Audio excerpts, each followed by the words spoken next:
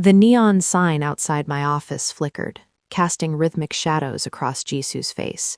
She sat across from me, her knuckles white as she gripped a designer handbag. "He's doing it again," she whispered, her voice cracking like dry parchment. 8 years ago, she had hired me to track her husband, only to find him in the arms of their daughter's caregiver. The fallout was catastrophic. Their daughter, Minji, was diagnosed with severe PTSD after witnessing the betrayal. For nearly a decade, Jisoo had played the part of the happy wife, sacrificing her soul to provide a stable home for her child. But the perfect husband had received a message that morning. "I'm waiting where we used to meet." The cycle of betrayal seemed to be restarting, but this time the stakes were higher because their daughter was acting strange. Jisoo explained the primary reason for her visit. Minji, the straight-A student who never missed a day of school, had been lying. The elite math academy had called, saying she hadn't shown up in 3 weeks, even though the tuition had been paid in cash. "She's my everything," Jisoo sobbed. "If her father is cheating again, and she finds out, she won't survive it." I looked at the photograph of the family, a beautiful, smiling portrait that felt as thin as a sheet of glass. I promised to find the truth. My first lead was the husband, but as I followed him, I realized he wasn't heading to a hotel or a secret lover's nest. He was going to a cemetery, sitting by a grave for hours, looking like a man haunted by ghosts rather than lust. If the husband was mourning instead of cheating, who was the message from? I shifted my focus to Minji. The following afternoon, I waited outside her high school. At 4 p.m., she emerged, a quiet girl with a heavy backpack and a gaze that seemed to look through people rather than at them. She didn't board the bus to her academy. Instead, she walked with a purposeful, rhythmic stride toward the subway station. I trailed her through 3 transfers, moving deeper into the decaying industrial district of the city. This wasn't where a model student belonged. The air smelled of grease and old stone. She stopped at a convenience store, buying adult diapers, heavy-duty cleaning supplies, and a single loaf of white bread. I watched from the shadows as she entered a crumbling apartment complex that looked slated for demolition. There were no security cameras, no doormen, only the sound of dripping water and the distant hum of the highway. I climbed the stairs quietly, keeping 2 flights behind her. She stopped at Unit 402. She didn't knock. She used her own key. I waited by the door, my ear pressed against the cold metal. I expected to hear a boyfriend, or perhaps a group of delinquents. Instead, I heard a soft humming sound, a lullaby. It was a melody I recognized from the case files 8 years ago. It was the same song the nanny used to sing to Minji before the world fell apart. The situation was escalating beyond a simple rebellion. I called Jisoo and her husband, telling them to meet me at the location immediately. I told them I had found Minji. When they arrived, the husband was sweating, his eyes darting around in confusion. Jisoo looked ready to collapse. "Why are we here?" she demanded, her voice hushed. "This place, it's a slum." I didn't answer. I led them up the stairs to Unit 402. The husband froze when he saw the door.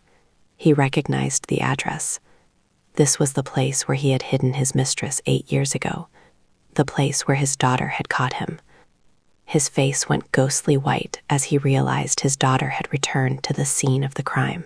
I didn't wait for permission. I kicked the door open. The smell hit us first, a mixture of antiseptic and rot.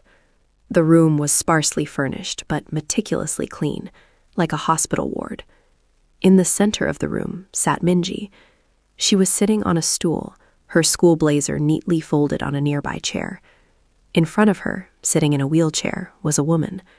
She was unrecognizable from the photos, gaunt, gray-skinned, and staring vacantly into space. It was the nanny. She had suffered a massive stroke months ago and had been left to rot by her own family. But she wasn't alone. Minji was there, holding a hairbrush, slowly running it through the woman's thinning hair. The silence was deafening. The husband let out a choked sob, falling to his knees. Jisoo stared, her mouth agape. Minji didn't look surprised to see us. She didn't jump or scream. She simply finished the stroke of the brush and turned her head slightly. "You're late," she said, her voice devoid of any emotion. "I've been taking care of her for weeks, since Dad stopped sending the money because he was too guilty to see her. Someone had to make sure she didn't disappear. If she dies, then the only person who knows what really happened to me dies too." The girl's eyes were like black glass, reflecting a childhood that had been frozen in a moment of trauma. "Minji, why?" Jisoo cried, reaching out to her daughter. Minji pulled away, her movement sharp and robotic. "You stayed for me, right, Mom? You lived in a lie for me? Well, I'm doing the same. I'm keeping her alive for you. As long as she's here, Dad can never forget. As long as I'm here, he has to look at both of us and see exactly what he destroyed."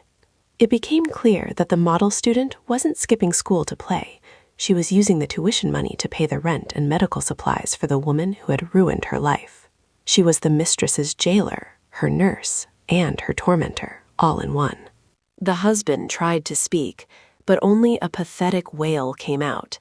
He had been receiving the "I'm waiting" texts from the nanny's old phone, texts sent by his own daughter to lure him back to the guilt he tried to bury at the cemetery. Minji had been gaslighting her own father, driving him to the brink of insanity while playing the perfect child at home. She had created a private hell for all of them. The trauma hadn't made her weak. It had made her a monster of efficiency. She had turned the nanny into a living doll, a prop in her twisted theater of revenge.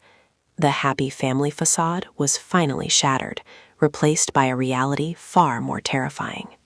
As I led the parents and the girl out of that room, I realized some wounds never heal. They just grow teeth. The authorities were called and the nanny was taken to a proper facility, but the damage was irreversible. Minji didn't cry as they took her away for psychiatric evaluation. She just looked at me and whispered, "Now they finally have to stop pretending." I closed the file on the case, but the image of that girl brushing the hair of her father's mistress stayed with me.